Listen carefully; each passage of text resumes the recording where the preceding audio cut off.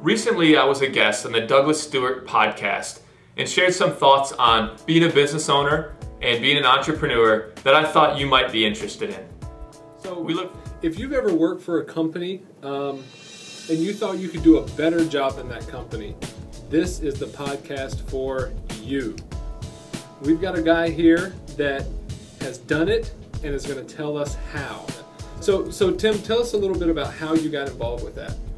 Yeah, so I was a college coach for 8 years. I was a college basketball coach, and when my career ended as a college coach, I thought, hey, what could I do with my life? And some of the skills that I had used in coaching, obviously knowledge of the recruiting process, and having gone through it from the point of view of a coach, I saw so many kids that made a lot of mistakes in the recruiting process. Maybe they weren't realistic about the schools that they were looking at, or maybe they weren't being proactive in contacting coaches. And I really saw a need for this type of business where somebody comes in as a third party and guides and helps a student athlete to achieve their goals of playing college sports.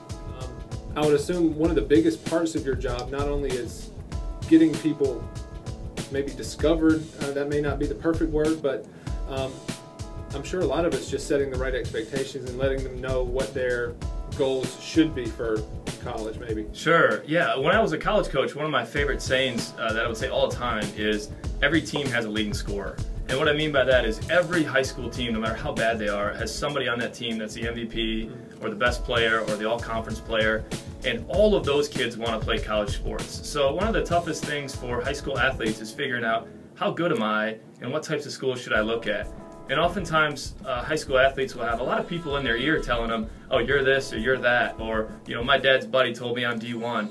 And one of the things that we do that's really helpful for our clients, and I feel every kid really needs this, is somebody to give them an honest evaluation, somebody that has been there and done that and knows college recruiting from the college coach's point of view in their sport, to actually give them an honest evaluation so that they know what types of schools that they should target in the recruiting process. Tell us a little bit about how you decided to start Student Athlete World. I was unemployed for about 2 weeks of my life, and I was going stir crazy trying to figure out what I was going to do with the rest of my life, and sort of in a way stumbled upon the college athletic recruiting business, and purchased a franchise of another national company and worked for them for about a year, sort of getting my feet wet in college athletic recruiting.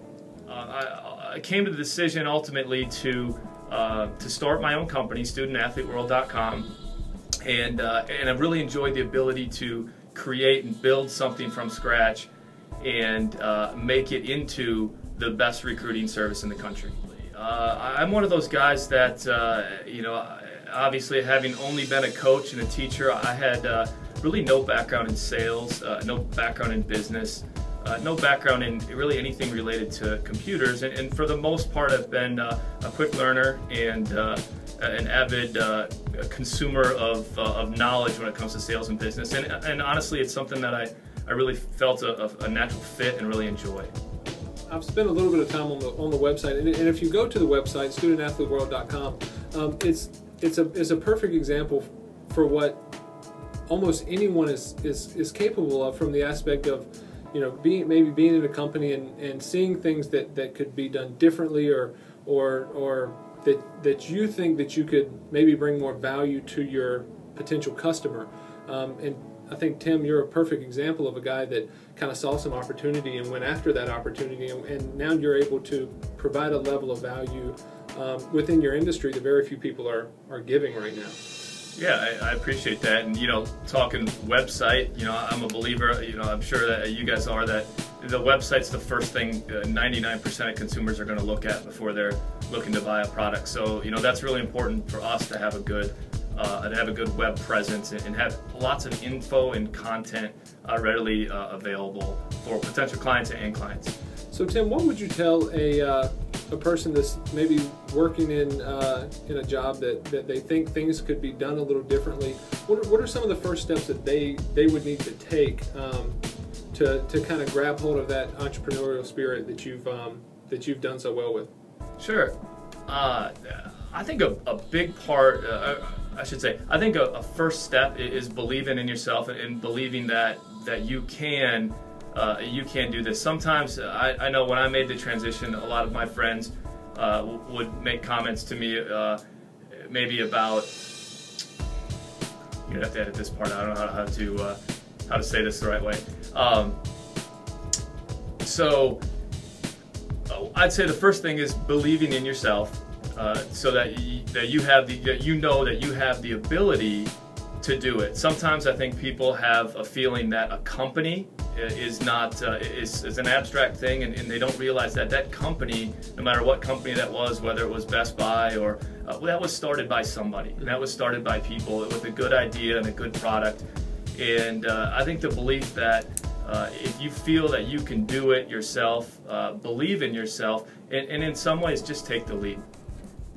Yeah, about a little under a year ago, we started basically selling licensed territories across the country to what we call our licensees. And our role here at the home office is to train these people to be entrepreneurs, to be independent business people, to run basically their own licensed territories around the country. Yeah, one of the hardest parts, as you know, in creating a business is as soon as you delegate responsibility, obviously that frees up more of your time to focus on bigger picture activities. The negative of that is as soon as you delegate responsibility, you lose a little bit of the hands-on control of the product. So that's probably one of my biggest challenges when we do bring people in as licensees. First of all, we want to make sure that we share the same philosophies and we share the same mission statement, and we share the same care for our clients, because I'm sort of trusting them to sell what essentially is my product to other people. And when you lose a little bit of that control, the hands-on control, that can be scary at first. So you know, that's been a hurdle and I'm fortunate to have some great guys around the country that I really trust in and I really believe in, and that's, I'd say, the biggest hurdle. And you know, the second hurdle is then training them, you know, because they many people come into this business from things outside of sales, from coaching or from education, and they have a passion for college recruiting. And then our challenge is to train them to become effective at running their business and everything that entails. What Student Athlete World is we try to be as personal and strategic focused with our clients as possible. And that's something that we really hang our hat on, is we are going to be realistic and we are going to be honest. And we're going to know what we're talking about, and that's something that you're not going to find on every internet website out there. So I'd say to hold off on preconceived notions that you may have, and give us a call or give us an email and let us know what we can do to maybe help you out. And also another thing that I'll add is if you're looking for a career, and you have a coaching background or sales background, or you want to do some leadership stuff, Tim would be the perfect guy to talk to about a licensee. Absolutely. Student Athlete World. Absolutely. We I think there's three really important things that we look for in our licensees, and you know, number one is they got to have a connection to high school athletes. So maybe that means they're a coach, or you know, a club coach, or a high school coach, or a former college coach. You know, number two, they gotta be somebody that either has a great sales background or is really hardworking and can learn.